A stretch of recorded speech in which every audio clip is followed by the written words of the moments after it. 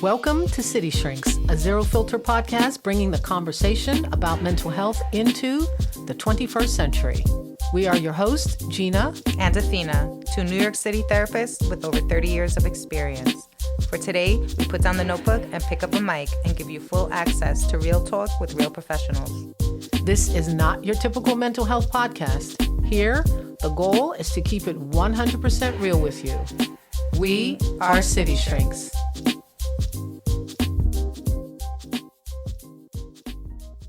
Welcome. Hello.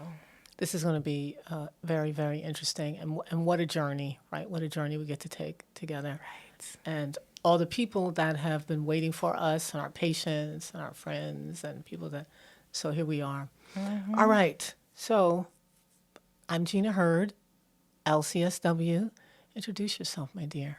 Yes, so I'm Athena Trateris. I'm an LMFT, licensed marriage and family therapist. Maybe we can even go into what each of our licenses. Yeah, absolutely. So my LCSW, licensed clinical social work.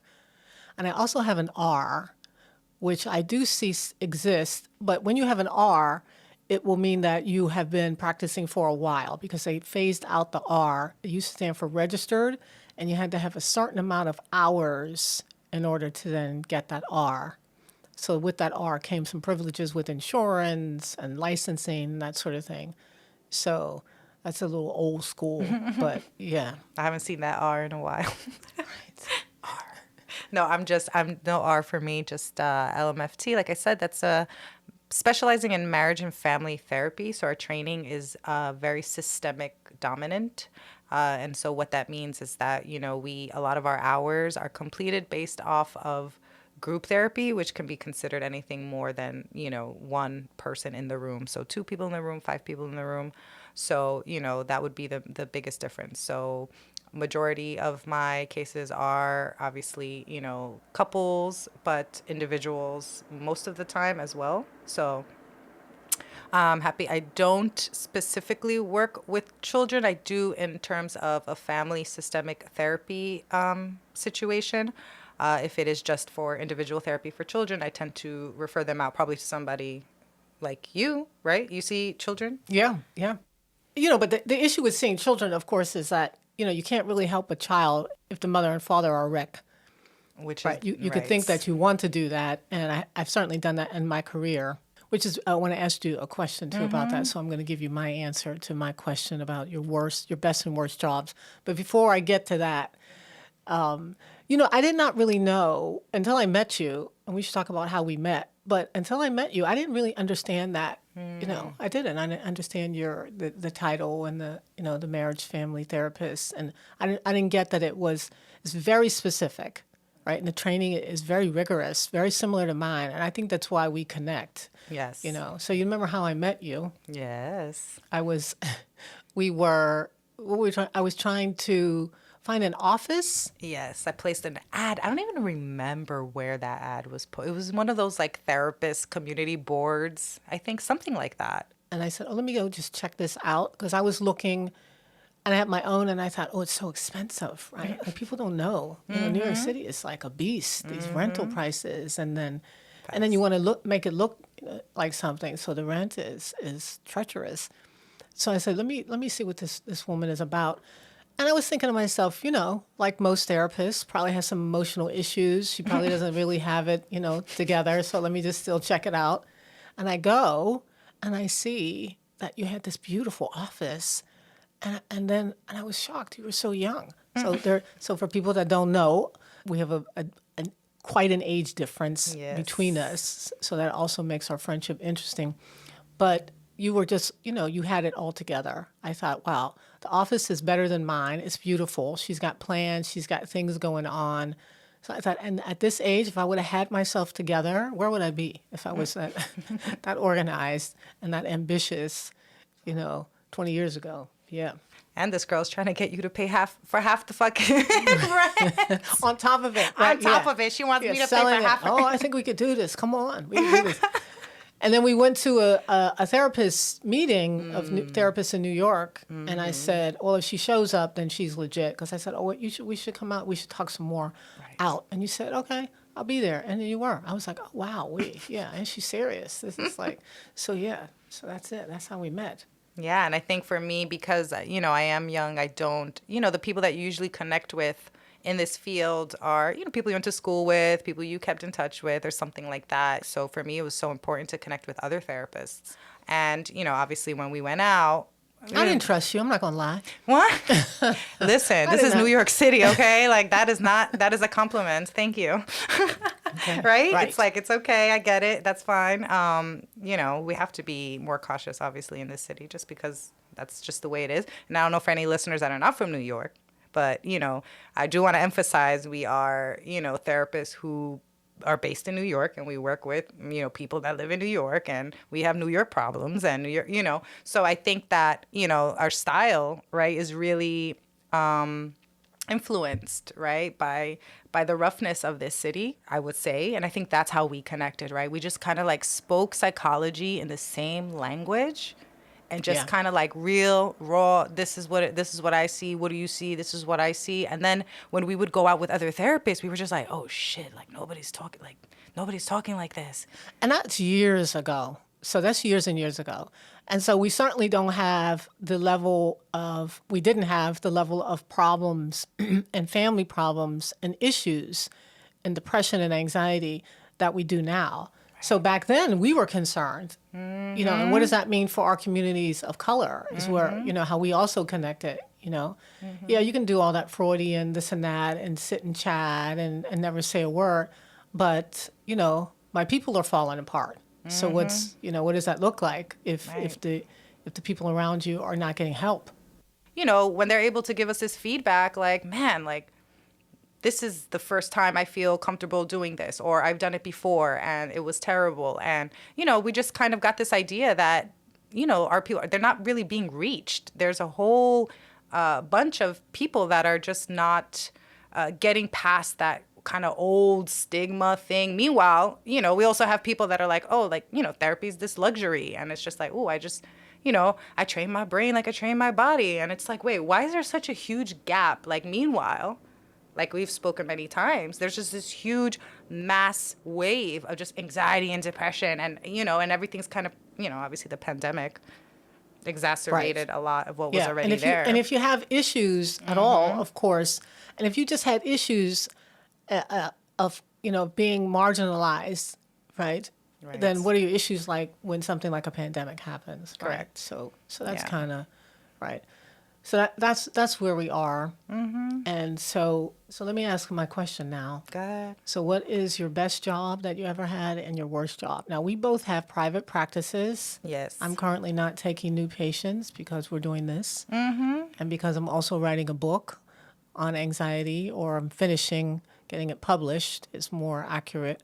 But we have both private practices that are very packed, very have a waiting list. But we did very different things. So you get to this place, you have to do. It's a journey. So you don't just start out like some people are. I'm gonna hang a shingle the day I graduate. Well, it didn't work like that for me. Right.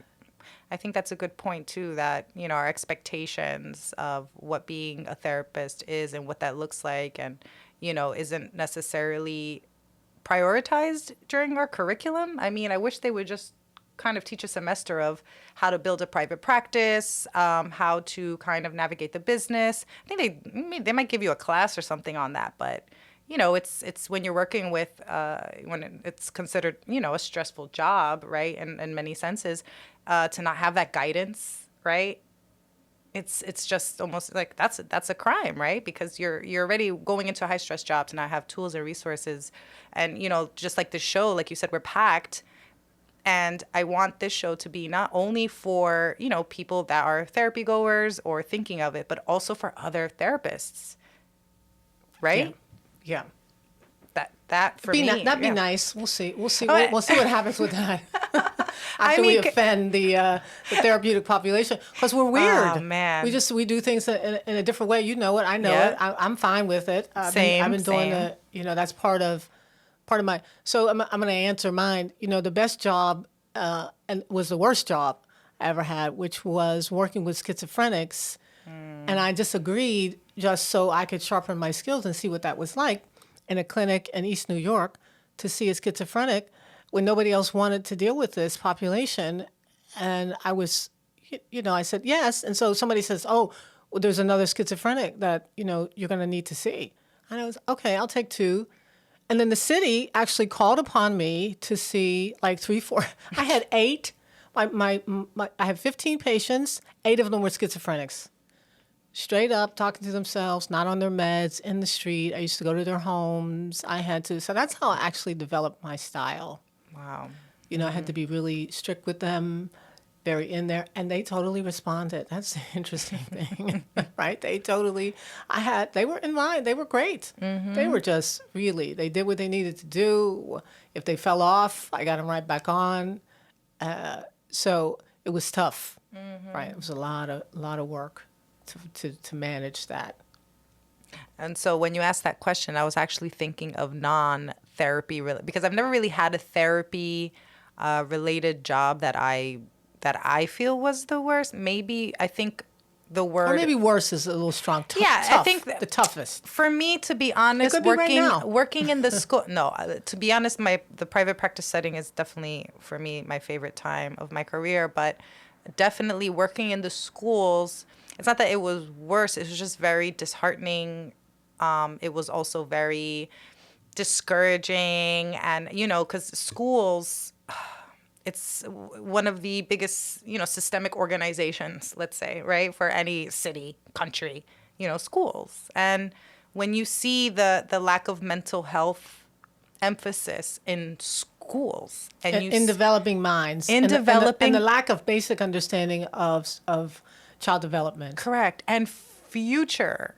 This is the entire future. And it was very difficult. I mean, I did the best I could, but I was, one person. And because it is a systemic issue, you're dealing with teachers, administration, parents. There was just so many levels. There was so much politics. And it was, I think, one of the most, interestingly enough, because you would think, okay, well, working with kids, right? Little kids, you just play. But when you really want to do good work, that is one of the hardest populations to work with because of all the players. And that lack of autonomy that the child actually, has. They're a child, right? So they're depending on their parents. We're talking about school. We're talking about 3rd graders, 4th graders, when they start to kind of develop, Yeah. And I'm like, this is the time to catch these things. This is the time to do the good work so that we can avoid, later. And I think they're just like, ADHD and whatever. That's it. This is part of too why are we doing this, right? So that's part of it, why we're doing this, because people literally and actually do not have a clue as to what to do about mental illness, what mental health looks like, the definitions of depression and anxiety. We're just really, really checked out. It's almost unbelievable that we could leave out a whole part of who we are as human beings. That's what we're talking about, right? We're talking about how do we function as people? How does the brain work? What do you need to know? What do you need? So that's why we're doing this, right? One of those things is so that we can educate people in a very real way. Enough with the mumbo jumbo, the this and that. We talk about this all the time, the therapists. So there's our style of coming in, and we're going to tell you what you need to know, and we're going to tell you what you need to do, and it looks like this. Did I tell you this? I sent you this. I sent you a patient, and they came back to me and said, she's a little hard. Why would you send her? And I said, wait, what the hell are you talking about? I said, me compared to you. She said, no, that's what I was thinking. I was thinking to myself, wow, wait, that's kind of, but they weren't my patients. They just came and I said, listen, I'm full, but I'm going to send you to somebody. And, but they kind of knew me peripherally. Right. I said, I'm going to send you to somebody. And, she's excellent. And so go and, to get yourself sorted out. And they called me, kind of upset. Wow, she couldn't be a little, tender. And I said, tender? Well, apparently you didn't need tender. No. If you would have needed tender, she would have but I don't know. Tender is what? Tender is the patient sitting in front of the therapist and the therapist saying nothing. Yeah, holding. Right. It's called holding. That's a technical term, therapeutic term. But the bottom line is, who's paying for that? What are we doing? Where are we going? Right. And, how are we getting there? Right. Is this how we're going to get here? Me showing up week after week and you don't say anything and nothing's going on. There's no plan. There's no roadmap. Right. So we don't work like that. And I think I never have. And, it's interesting because it's so backwards. I feel that when we were studying, everything that was emphasized in terms of treatment plan, treatment goals, I feel that we are trained very systemically and orderly, right? That's why we're trained, we need a plan, there's goals. And I always ask that question. Whenever I get a client that's been to therapy before, I always ask, this is a must for me. I want to know what you worked on, what was the issue, what has worked and what doesn't work. And they answer that, and I ask also, of course, and I have a whole system. Right. So my system and my plan is very easy to follow and talked about because it has to be. But yeah, they'll say, no, that we just, she talked or I talked and she listened. Right. And, she didn't give any feedback at all or either very little. Over, just validating for 45 minutes or an hour. Well, my problem with that is that, if you are a negative thinker, and that's why you're probably coming in. Correct. Then all you're doing is just ruminating that same negative thinking over and over again. Nobody is cutting you off. Nobody is stopping that. And you're just reinforcing your own negative thinking. For an hour. For an hour, a week. At $200, $150 a pop. Well, and that's the thing. A lot of times, as therapists, I think we talk more than most therapists usually do. I get that feedback. They're like, wow, you actually you talk. And I'm like, well, what the hell? I mean, what was going on before? And they were like, yeah, they would say things like, oh, that must have been bad. Which is good. Everything has its place. Well, and we're not knocking that. We're not knocking No. that style. It is what it is, and it certainly exists. And Correct. maybe in some other world, in another country, and that maybe has the its place. problem needs that. Sometimes the problem is just that, right? Well, but right? I will say this. When you get done with if you're able to learn to sit quietly, you understand your mind a great deal, then I think that does have a place. Right. Right. But you have to, that's a journey to get there because I talk a lot Yeah. to my patients. But then in the end, I stop talking so much because I don't have anything to say. Right. I'm here to listen and I'm here to help you listen to yourself. Correct. Now, if you say something crazy, Right. Gina's going to say, you are not thinking clearly. That makes no sense at all. What Right. could you possibly be thinking? Right. And unfortunately, sometimes a lot of people will think, well, I'd rather not be told that, right? Probably that, whichever Well, they're client not you're for talking. us then. They can't sit in front of us. Well, the thing is that, with certain clients, they'll come and they'll tell you, okay, well, this is the issue, ABC. And I'm like, okay, so in order for that, right, this is what the course of action is going to look like. And this is what I need from you. And this is what I can give. And, yes, maybe sometimes they're looking for someone to align with them. You mean, is that another word for agree? Yes, align and kind of because if you feel isolated, right, and you go somewhere once a week where they're on your side unconditionally, but at the same time, it's like, oh, so you're paying for unconditional, yes, everything you do is right, everything you think is right, everything they do is wrong. Yes, you're absolutely right. They suck. Absolutely, yes, absolutely. I mean, how long does that? And that's why this certain treatments, they go on for years sometimes, and there's no. And I'll say, okay, so what got better? Well, I get to vent, and I'm like, okay. And But we have the same problem. And so that's what then people think therapy is. Right. See, and there's the problem. And they're right? like, I don't need Therein lies to the go problem. and Just cry vent. about my shit to Yeah. anybody. Or I know what the problem is. Okay, so that's great. So that's a great And I'm start. right. They're wrong. So now how are you going to fix it, though? So that was the Correct. thing. You're supposed to go to the therapist to get it fixed, not to just Right. figure out what it is. Right. That's part one, and there's a part two, and that's the part that I really believe is missing, because people have to understand that when you go to therapy for whether the first time or you're trying it the second time, at the end of the day, whatever their experience is there, they're just going to kind of this is a new term of therapist shopping. I've very rarely I run into people that are like, you know what? Okay, thanks for meeting with me. I have a couple of other people I need to meet with, and I want to see who's the best fit. Oh my goodness. That when I hear that, I'm like, oh my, okay, maybe something's happening here. That is such There's a a shift. compliment.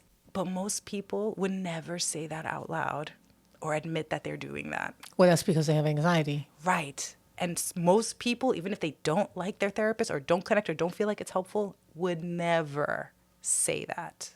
And that, I think, is the problem. I hope I'm not being, rhetorical when I say to my patients, does that make sense? Do you understand?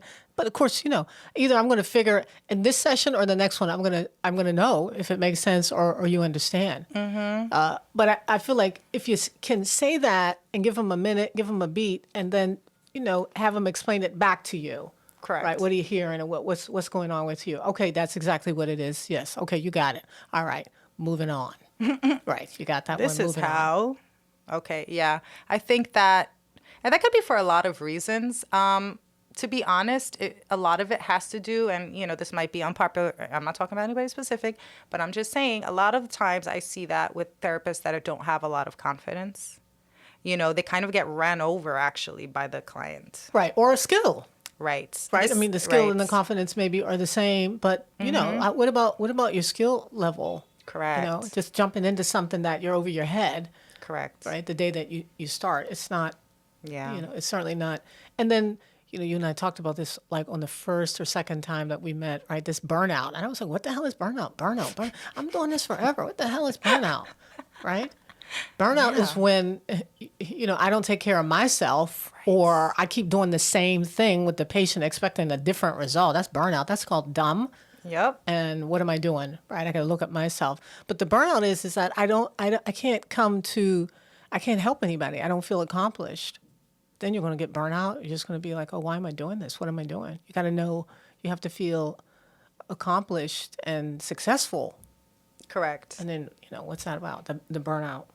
And unfortunately, I don't think anybody, if they knew the person they're working with is currently burned out, would actually want Right. that person's. Right. And not because in their best they're not totally competent, but if you're burned out, how are you listening for 4 hours in a row, 5 hours? How are you being present? Right. That's right. And we've heard some horror stories, and we're not here to expose them all.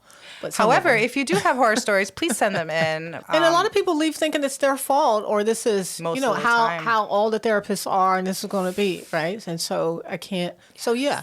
So what do we want? We want people to write in to us. Mm-hmm. If you know us, and you know how to get in touch with us. But otherwise, send us a message. Yep. We'll take your questions. Mm-hmm. At some point, we'll do a live show. That'll be interesting. all the bloopers, all the extra takes that we edit out, all the all the good shit. Yeah.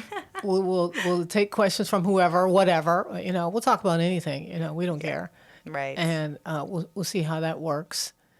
But yes, and your honest questions, your honest comments, topics that you want to hear. What else? And topics that, be prepared to hear a real answer for as well, because unfortunately, we're going to speak your language. We're going to say it straight. We're probably going to say probably unpopular opinion. Probably therapists won't like what we, but at the end of the day, it's like this is our truth. And if you can relate and it's helpful for you, then, we're here for you. If you don't, keep it moving. There's tons of shitty mental health podcasts out there that you can tune into and hear what you want to hear. That's right. That's right. Give us a try. And probably how we can, get our following, of course, is through the many years that we've been doing this, and anybody that's ever heard us, and a friend tells a friend, and a friend tells a friend. Yes. Right. So the bottom line is that it works. We wouldn't be doing this and be as successful as we are if it didn't work. And also, a patient said to me yesterday, he said, I was telling him a story about a patient that fell out in the middle of the floor when I worked in the hospital in Harlem years ago, and he wasn't my patient. And people were stepping over him. Athena, I'm not lying. They were stepping over the man in the lobby. And I pulled his chart, and I fixed his medication. I had to scream, holler, stand on my head, curse people out, be my New York self to get this man's medication reduced, and they did. And I never saw him on the floor again, but and he did come in and thank me at some point. But as I was telling the story, the patient said, well, you really had to care about him, and you have to care about people in your job in order for you to go and do that extra mile. Well, I wasn't telling him the story for that. I don't know why I was telling him. I think I was just making a point about, going the extra mile for yourself and Right. knowing what's going to work for you and what doesn't work, and that everything. And we'll talk about medication. Yes. And we'll talk about vitamins, nutraceuticals. Yes. Everything doesn't work for everybody, and so you can find what works for you. That's a fact. You can find what works for you. So that was my story. But yeah. And also, I do also want to emphasize that a lot of people, again, they'll hear the way we say something, maybe our opinion, etc. But I think that anyone that has truly knows us as clinicians and has worked with us knows that it's said with the utmost care, right? The utmost ability. We say it like this because we see that you don't understand it the other way, and fortunate for me and Gina that this is just how we talk, right? And so, being real and raw, yes. Does it feel harsh sometimes? I'm sure it does, but the truth hurts. And, lying is just going to kind of keep the problem going. Yeah, and softening it, placating you is, and I'm very attached to taking, people's money. Very attached to that. I get it. Yeah. This is a lot of money. You paying Correct. somebody, right? And we take some insurance, but even that, right? Right. You take it. You have families, people have children, so we're trying to get the job done. Right. And not for, one issue for like 10 years and you're on the same thing, or even 3 years sometimes, 4 years, or, depending obviously on the magnitude of, your anxiety or depression or whatever you're struggling with. But, it's making sure that it's going somewhere. Imagine we're one person.